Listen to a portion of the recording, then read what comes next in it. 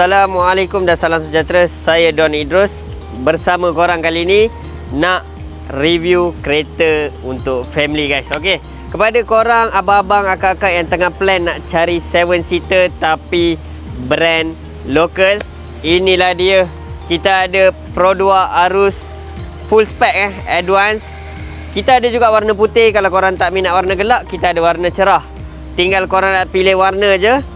Dan kereta ni saya sangat recommend. Sebab apa? 7-seater. Lepas tu dia tinggi ya guys. Sangat sesuai kat jalan-jalan Malaysia yang banyak berlubang ni. Okey, so kepada korang yang masih ragu-ragu mungkin kereta ni mahal sikit, kita juga ada pilihan yang lain, ialah Pro 2 Alza. Yang ni Pro 2 Alza tahun 2019. Boleh loan 9 tahun lagi guys. Dan facelift. Yang ni dah facelift yang versi baru. Yang ni kalau korang nak versi lama sikit pun ada.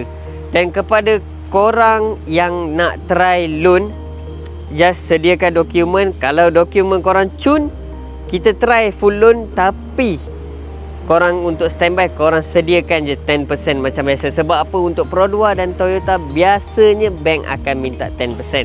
Tapi apa-apa pun korang boleh try, tiada masalah. Boleh Roger Don Idrus dari JB Auto World. Don tak jual janji, jual kereta.